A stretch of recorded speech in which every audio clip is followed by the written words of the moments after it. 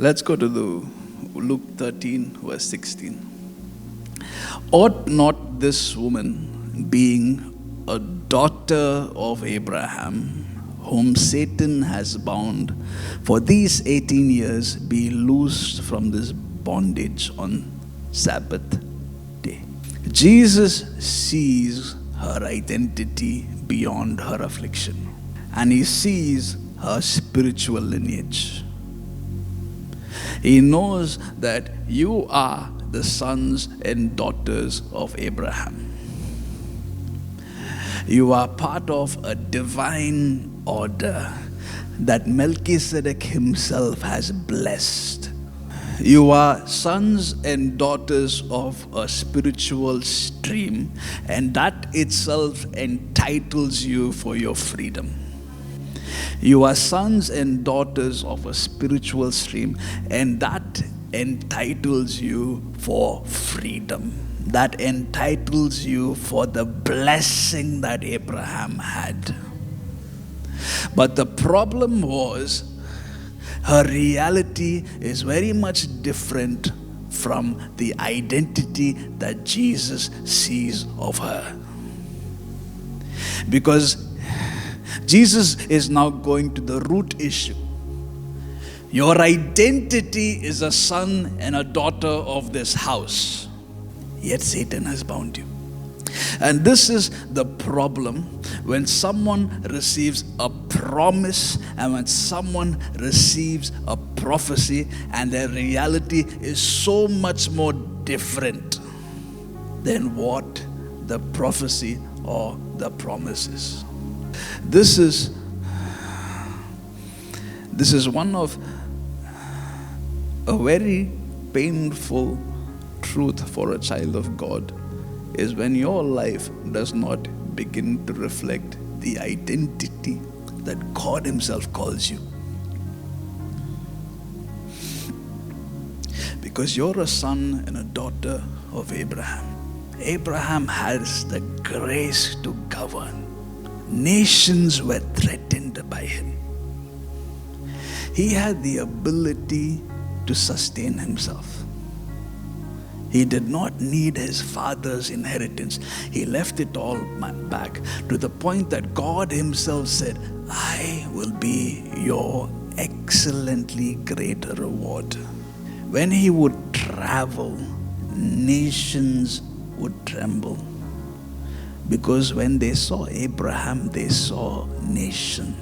And here is Jesus saying, you're a son and a daughter of a man that I have blessed.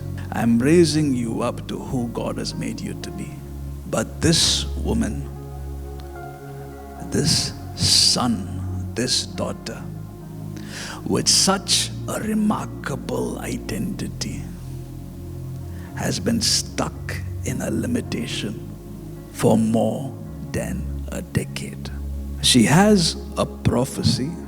He has a prophecy. And the prophecy is, you will enter into the promised land. Yet, this prophecy is not yet fulfilled. And her reality represents something else other than what that prophecy is dictating. So is God a liar? Or is the devil too much powerful? Because we have to make up our mind as children of God when we're going to give too much of credit to the enemy. Because God is perfect. And God is good. There is nothing wrong with him. And the beginning of change begins with going back to the root issue. If God has given you a prophecy or a promise, what have you done about it? If God has spoken something over you, what have you done about it? This is the thing about our God. He is a steward. And this is the painful truth about prophecy. Prophecies are conditional. And prophecies have a timeline. So what have you done with the prophecy that God has given you? Show me how much you've prayed over it. Show me how much you've given over that word. Show me how much you've celebrated over that word. Show me how much you've fasted over that word. Show me how much you killed your own self and you allowed Jesus to manifest for that word to come to pass. Because if you tell me you slept on a prophecy, if you tell me you slept on a promise, that is not good stewardship. This is the problem, because I've noticed time and time again, when someone begins to receive a prophecy, they go to sleep and then they become lukewarm. And they're no longer on fire as they used to be. And then they ask, why did this not come to pass? And we cannot blame the devil. We cannot give him too much credit for our lack of steadfastness. There was a generation in the Bible that had the perfect pastor. This guy would hear from God as a man speaks to his friend. And that church saw God deliver them. They could visibly see God consume a mountain. They saw God protect them in the day and in the night. And that very same generation perished without inheriting their promise, without inheriting the same prophecy that God gave them. That's what it says in Deuteronomy 1, where God is telling them, I bore you as a man bears his son, but you refuse to go. And the moment we stop giving excuses, the moment we stop blaming the devil, that's when change begins. This is a prophetic word for someone. Don't dwell on what you have missed. Forget the past. Move on. Don't subconsciously go back to the past, and do not enter into a fear that you have missed the will of God. Who is the Lord speaking to?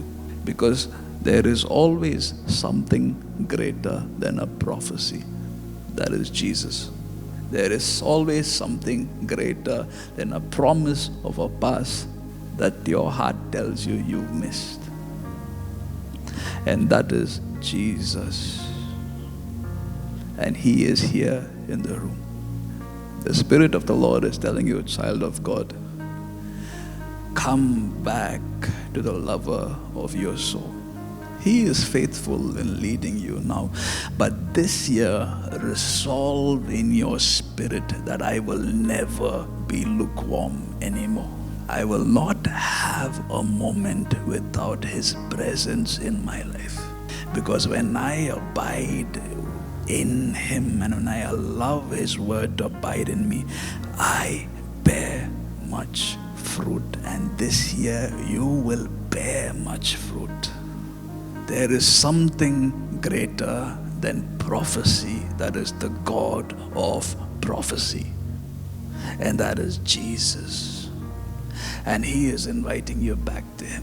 Do not allow your heart to condemn you. If any part of you is condemning you, let it be a sign that today is the day of change. We don't have time to waste anymore. That means there are some toxic people that have to be deleted from your phone. That means there are some things your eyes cannot see. That means there cannot be anything that can cause a spirit to have a claim in your life anymore. That is not the Spirit of God. I've discovered one of the most profound prayer that we can make is, Jesus, don't just save me from affliction. Don't just save me from adversity. Don't just save me from sickness. But Jesus, save me from myself. And Jesus, kill what is left of me, so that only you can be seen more and more. Let me not be the reason for the lack of fruit. Jesus, can you pray with me? Jesus, do not lead me to me, lead me to you. Jesus, help me from myself. Jesus, whatever is left of me, help me put it to death. I told you there's something greater than a prophecy. That's Jesus. He is the best prophecy you can receive. The assurance of Him leading your life is nothing matches that.